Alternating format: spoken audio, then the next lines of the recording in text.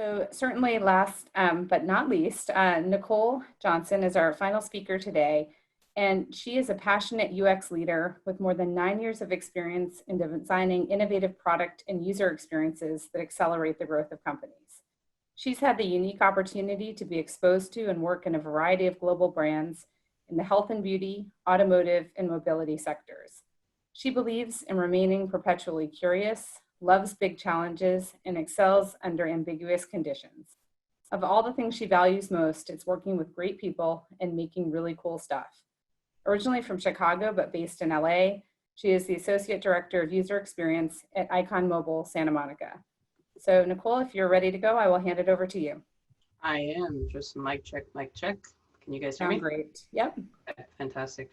Hi, everyone. And first and foremost, I want to say thank you to Alice, Jacqueline, Eli, and the whole Monotype team for having me. I'm really excited to be here today. So I'm going to be talking to you from maybe a little bit of a different perspective, coming from user experience, and talking about the UX of automotive typography. And we'll unpack that topic later. So a little bit about myself, just as a starting point. As Alice already mentioned, been working for almost a decade in user experience and design, designing product experiences. And at Iconmobile, I've been really focused in on automotive, new mobility, along with health and beauty as well, and been there for the last 5 years, and also focusing on product experiences, product ecosystems, and a little bit about Iconmobile. We're a global innovations firm. Our headquarters is actually in Berlin, Germany, and our US headquarters is here in Santa Monica, where I work. But we also have offices in Detroit, Shanghai, and Munich as well. We are actually, the reason I refer to it as Iconmobile Group is because we are a series of several companies kind of all under one family. Iconmobile essentially creates innovative product experiences, and I always say that they've kind of been ahead of their time for a long time. And Icon In-Car creates the kind of perfect automotive user experience. We also have Icon Ventures, who works with corporations as almost like an augmented startup team to help brands scale quickly with new concepts and ideas.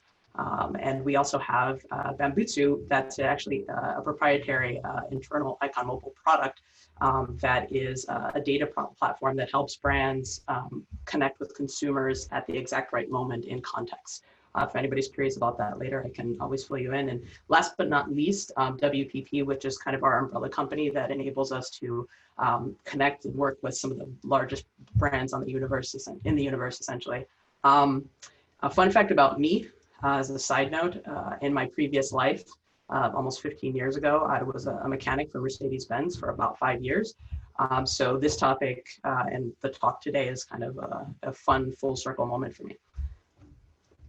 Just a little bit of my info here, as well as Iconmobile's. Feel free to reach out after the talk online. Happy to chat. So what we'll be talking about today is days of automotive HMI past. I'm calling it the rise of computers, and you'll understand later. Designing for automotive user experiences, and then talking a little bit about the future and what might be next. So let's rock and roll. So I'll be offering, as I mentioned, a little bit of a different spin on brand and typography. And here's just some initial insights from a UX designer's perspective. So while typography is the visual expression of language, typography for automotive HMI is the communication of information and content. And if you're wondering what HMI means, it's human-machine interfaces, which is basically any type of display, most of the time touch, that's used to control a machine. And in this case, we're talking about automotive. But you might be wondering, what does user experience have to do with typography? Anyway, maybe some of you aren't wondering that, but for those of you that are, in short, a lot. But here's a few thought starters. Typography being a core attribute of a person's initial thoughts and feelings and responses to a brand, while user experience determines how they perceive and remember tangible interactions.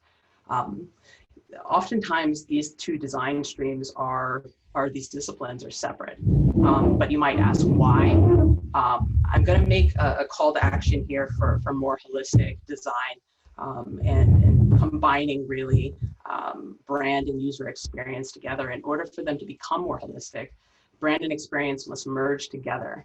And they can't be created in silos. Now, there are brands that have existed for ages, and they're evolving their heritage, but still, when we think about user experiences, especially for digital products, the brand and the experience should be synonymous with one another. And eventually, I feel that it'll be paramount, imperative, critical, whatever word you want to use, that the lines between them dissolve completely, but more on that later. Because in the end, they share a common goal, which is good design for people. So I'm going to jump into a little bit about the history of automotive HMI. Just kidding, I'm not going that far back to the Stone Age. And I chose to start with this time frame in the early 20th century because it was really the golden age of automobiles, when some of the design trends that are still used to this day came to fruition. And it was really during this time that we saw the beginnings of what I would call OG UX design, which was ergonomics, which still exists till this day, but now it's part of a plethora of things that designers have to consider, but more on that later. So you see here that the dash really was consisted of 3 gauges. And sometimes, of course, it was a radio or something like that, but for the most part, it was fairly simple. And that meant that the primary focus at that time in terms of typography was legibility and safety. These are some examples from the US around the 1950s. So you see really actual, clean, very beautiful typography. And some of these fonts are still, in play today, or they're used on really beautiful classic posters and things like that. Here's some examples from Europe during that same time period. There were, of course, some exceptions. There was a lot of experimentation during this time, and getting it right was really the goal. So the thing to remember during that time that I find most interesting is that logo badges and exterior shapes and colors really symbolized brand. It wasn't the actual interior for a very long time. Though some interiors and some brands actually did brand their interiors early, and eventually the interior did become part of the brand. A little fun fact is that the original Audi Quattro logo was in the typeface microgramma and is actually still used to this day, and was created by one of the founders of Icon In-Car, or the founder of Icon In-Car in 1980, Christine Goulden, part of our very own Iconmobile group.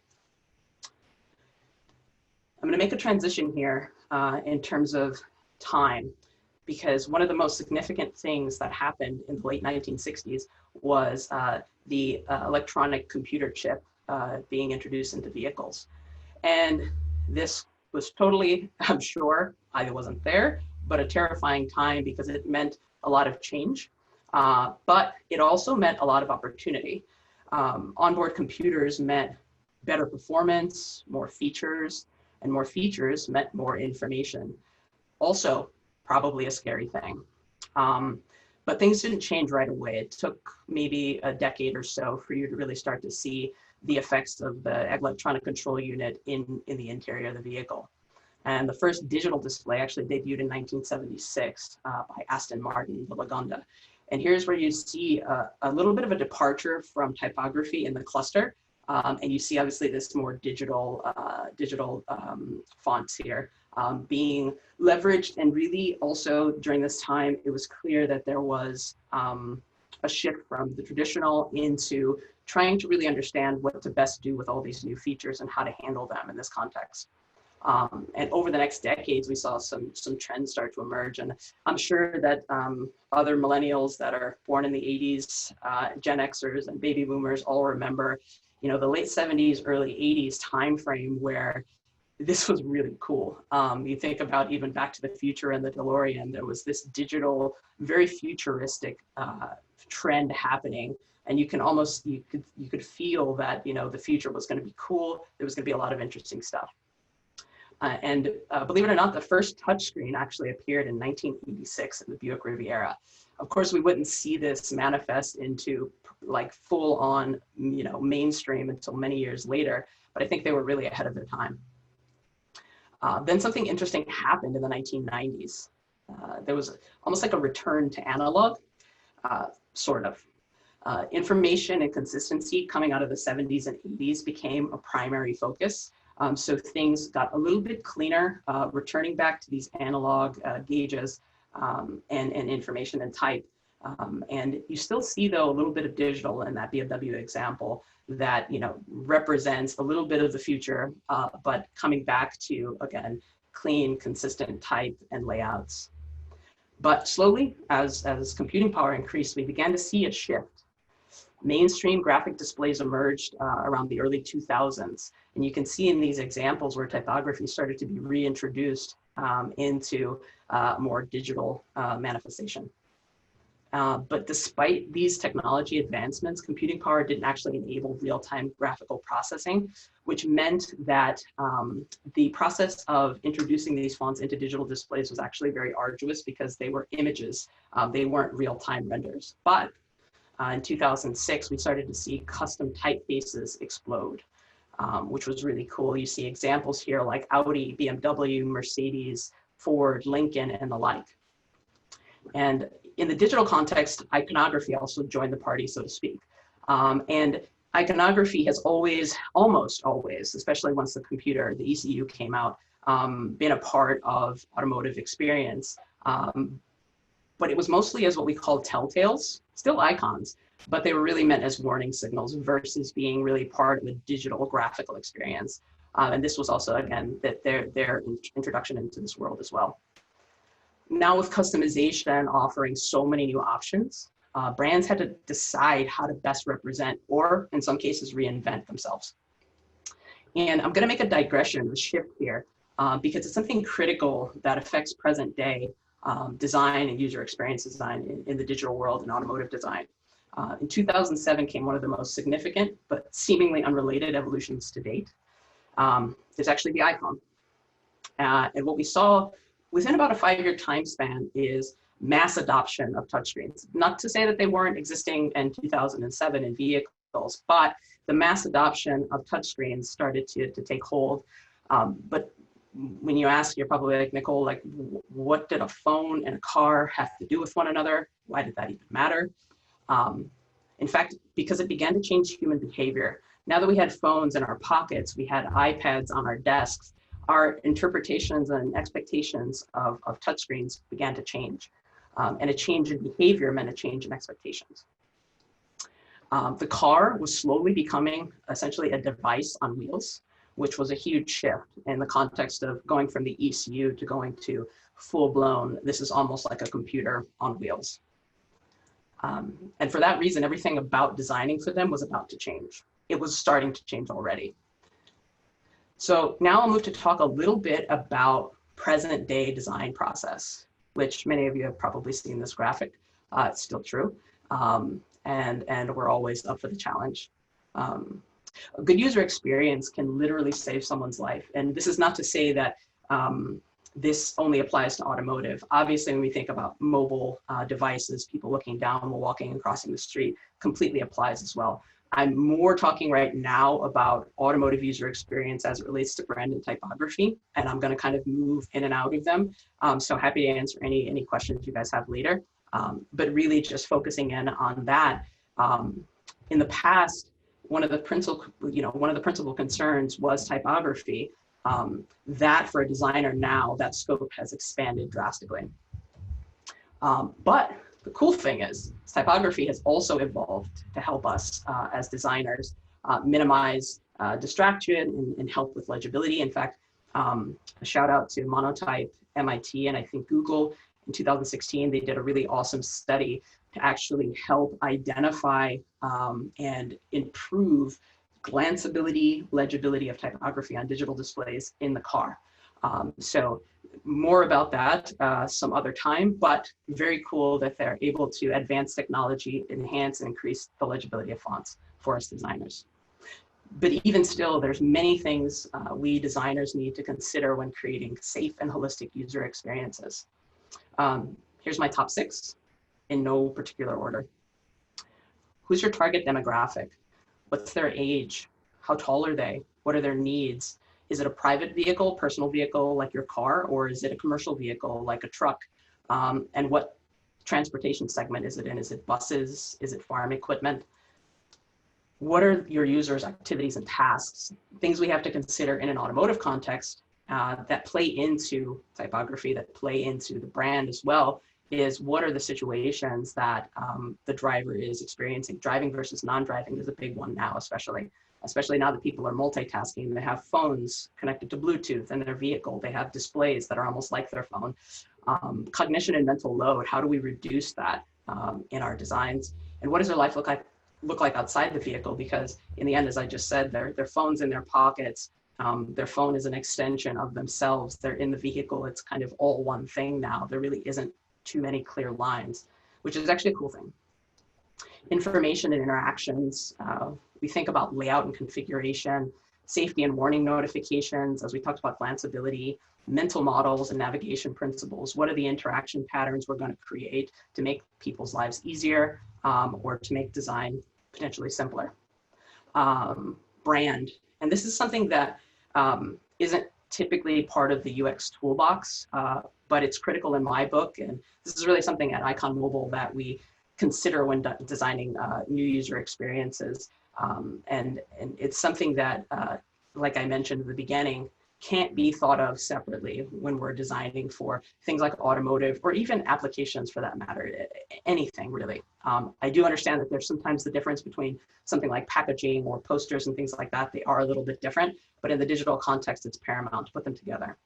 And we think about things like business goals, the identity and personality, if we're creating it, which we do, the heritage that already exists, if it does, market trends and competition. These are all critical things when designing user experience.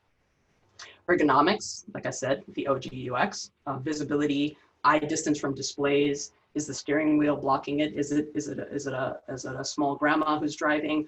What are all these things that we have to consider? And especially with displays, lighting and glare is a big factor nowadays when it comes to readability. And technology, last but never least. How many displays are you dealing with? What are the other touch points? Whether it's a phone or a smartwatch or extended services, it's a mobility ecosystem being part of the vehicle. Sound design is huge right now. I know our friends at Audio UX in New York, they focus solely on user experience for sound design, haptic and sensory feedback as well. Some of the ongoing challenges that we experience when designing for automotive is changing consumer expectations. As I mentioned, when the iPhone came out, that was a shift. As new technologies are coming out, that also slowly but surely changes expectations. And then the technology itself, gesture control, when to introduce that, its level of maturity at the time, voice, and so on. So talking about some possible futures and alternate realities, maybe. A return to simplicity. As technology advances, experiences can actually simplify. But what could that even look like? Well, as technology becomes more advanced and complex, experiences can actually become less complex. And we see this with the slow evolution of graphical interfaces and ECUs to advanced driver and safety systems, machine learning, which is predictive maintenance and cloud services, and then of course, full automation, where at some point, zero human interaction is needed. We're somewhere right there. With full automation, that'll be a fundamental change in how people interact with in-vehicle experiences. Essentially, a shift from active to passive will occur. An active operator, of course, needs more information, more text, more content, whereas a passive observer in an autonomous context would need less information. And technology is once again right now changing our world and the way we design, from artificial intelligence, autonomy, augmented reality, voice, and there's so many more that I couldn't even fit on the page. How will these shifts affect the role of typography and brand in the vehicle? And how can we best prepare for possible futures? I say possible futures because, of course, we've learned more than ever in the past couple of months that the future isn't written.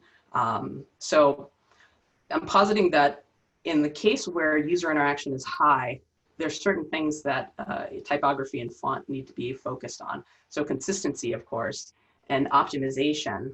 And as experiences begin to simplify, the priorities would shift. So font variability for responsive design, that's already happening right now. I know Monotype is focused on that at the moment. And then font contextuality, which might mean fonts become smarter as well, potentially reaching at some point their own version of automation. Contextuality meaning maybe things adapt and adjust as needed, whereas AI would be actually the next generation where you almost get to some point of automation with typography. And I would say we're right about there. Of course, I'm open to debate and conversation, but that's an approximation there. But I'm sure you're asking, what in the world is AI font interpretation? Wait for it. In 2020, US in-car voice assistant users have risen by 13.7%. That's nearly 130 million people. And as popularity in voice technology begins to increase and we reach mass adoption, what might that mean for screen interfaces? What if screen interfaces disappear altogether? I know what I just said is extremely controversial, but what if? Scary, again, I know. But what if also the expression of fonts could be transferred into a digital language? What if you could preserve the emotional DNA of typography in sound? What if written word eventually becomes spoken word? And voice UI became a part of the typographic ecosystem as iconography did as well. There's so many unique opportunities for typography to become part of the voice revolution I'm really excited about. Of course, these are possible futures that it might seem kind of crazy or scary and you guys are like, what is she talking about? But as we work in innovation space, we're always thinking into the future, and there's ways for, of course, typography to remain a prevalent component within design. And I think it will. I think how it will and the way we design in this very moment is going to change. How? I don't know. But these are some interesting things to ponder and discuss in terms of concepts. So I'll leave you with a few final takeaways. Consider emerging technologies like voice UI and how it might affect typography. In what ways could we preserve the expression and emotional character of fonts if they end up going away in the vehicle as far as displays? Could we maintain typography's emotional DNA in spoken language? How can we ensure that digital typography doesn't become calligraphy? And finally, the future isn't written. And I'll leave you with one final thought. As I mentioned earlier, holistic experience is a result of merging brand and experience together as one. It's really where the promise meets the proof. And that's where you kind of get, again, not forgetting that we have all the same goal, whether it's brand, whether it's experience, it's really good design for the people. Thanks so much for your time, and I'm looking forward to speaking with you after, and I'll hand it back to Alice for Q&A. Great. Thank you so much, Nicole. That was a fascinating presentation and great to get the UX perspective. So a few questions have come in for you, so if you don't mind taking some of them now.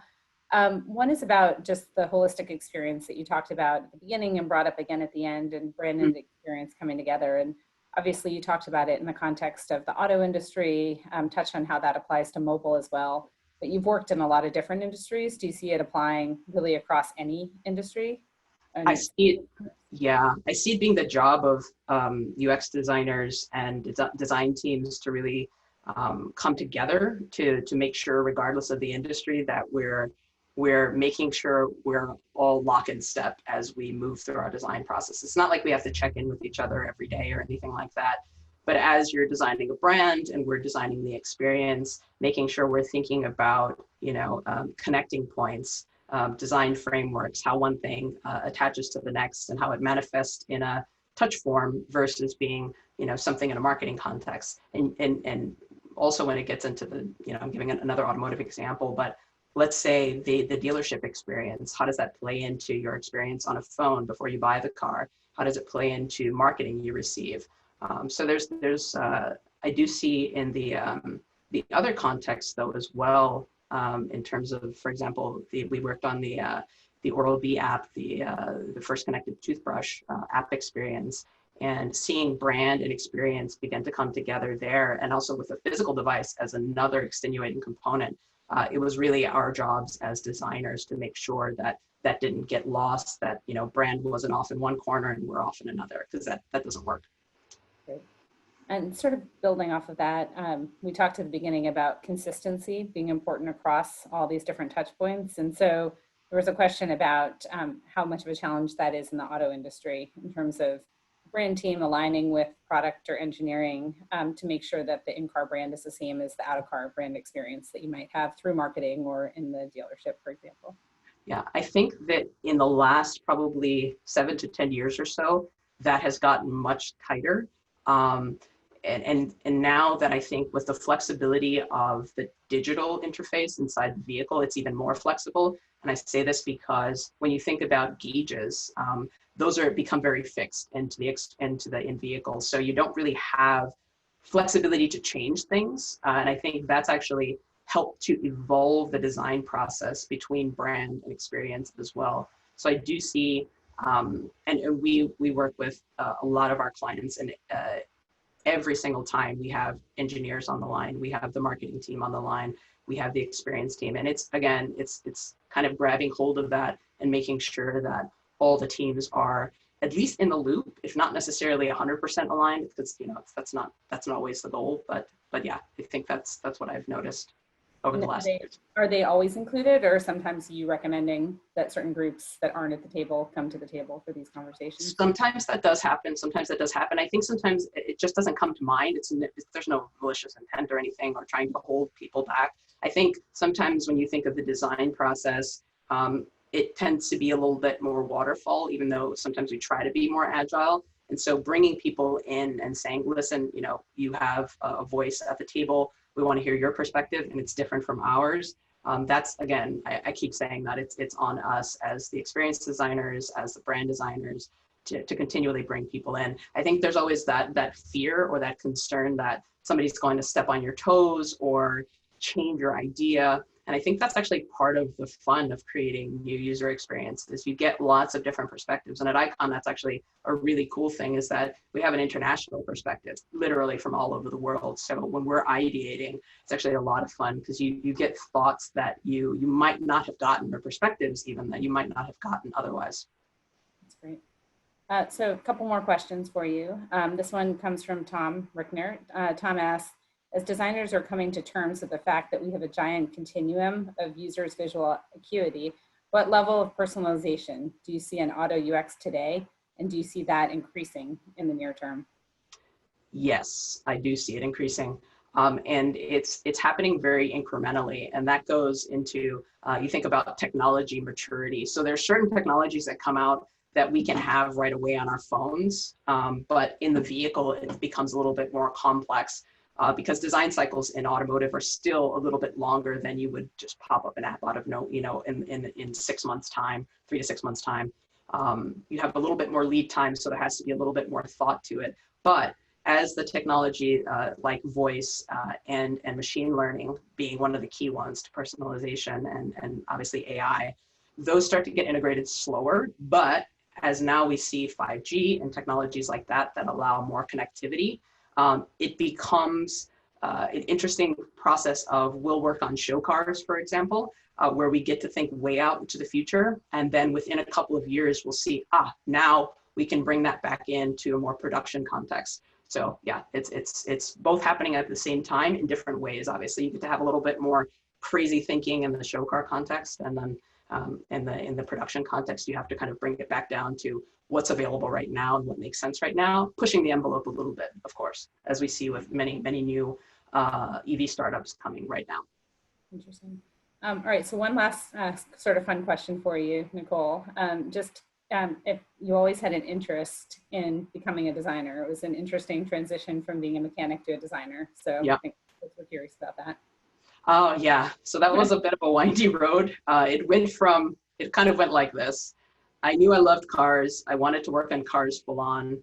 I went to school for business because I knew that obviously physically working on cars forever probably wouldn't be the best idea for me. So went to business school, realized, okay, I want to work, at a consulting firm and kind of get a bit of a broader context. And that led to a weird transition into having a startup. It was a music app. We totally crashed and burned, learned a crap ton, pardon my whatever French or whatever that was. We learned a lot, and that was my catalyst into user experience. And that was learning on the fly. And then from there, went and actually went through programs and had some amazing mentors, Chris Doe and Jose Caballero, and all the folks at Iconmobile over the years. Really, really great mentors over time, and now getting the opportunity to also mentor and lead our UX team in Santa Monica. So again, it was an interesting trajectory, and happy to talk over a virtual beer at any point. But yeah, that's kind of it. Yep. Well, sometimes the most windy journeys are the interesting ones. So that's Definitely. great. Definitely. Yeah. All right. Well, thank you so much, Nicole. We'll definitely forward any other questions your way, but really appreciate you participating today and the great context that you provided.